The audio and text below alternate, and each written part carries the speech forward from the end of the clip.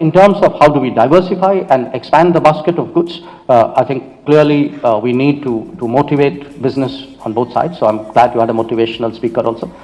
Apart from traditional exports of pharmaceuticals and organic chemicals, clearly there are possibilities in auto and spare parts, in electronic goods and components, in medical devices, for which there was a speaker, on high efficiency solar PV modules, textile apparel, white goods, leather, ceramics, but also I would emphasize food and agricultural products, because this is one area where SPS restrictions have been really going on. Frankly, I personally remember now for almost the last 9 years.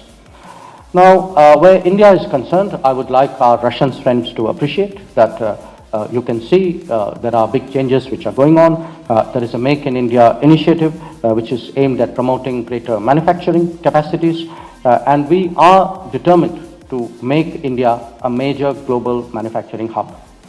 There will be greater production based in India, and not just for our own growth, but also because we believe that in times of global instability, that the world economy requires a more resilient and reliable set of supply chains. In fact, one of the big lessons of COVID is how do we de-risk the global economy by having many more production options, and it is clearly our strategy today to position ourselves as a major manufacturer, as a bigger trader, as a stronger service provider, and I think it should be of interest definitely to our Russian friends. I also want to specially emphasize the opportunities for joint projects in the Make in India, Make for the World format, and Russia is known for its technology strengths, and in India today is focusing on production scaling and product distribution. So even our traditional areas, in fact, could benefit from this, but clearly there are third country market implications here, which our companies should be looking at. Let me also talk a little bit about the enabling environment. We have been having discussions for a free trade agreement between India and the Eurasian Economic Union.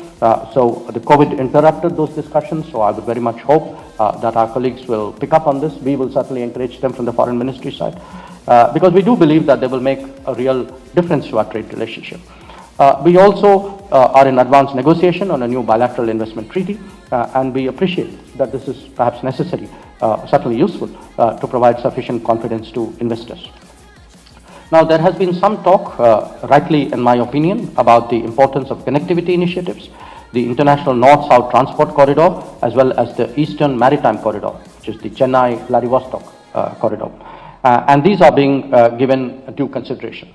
I think there have been a number of events in the last few years, including the blockage of the Suez Canal, which underline why it's necessary for us to have many more connectivity options. Not all obstacles are necessarily logistical, but I think everybody would agree that to the extent we can address this. And certainly the Eastern Maritime Corridor, I think, fits in with our goal, what is called Act East policy, as well as the Russian policy of having the Far East come in as an additional driver of the economy. So I think there's a synergy there which is waiting to be tapped.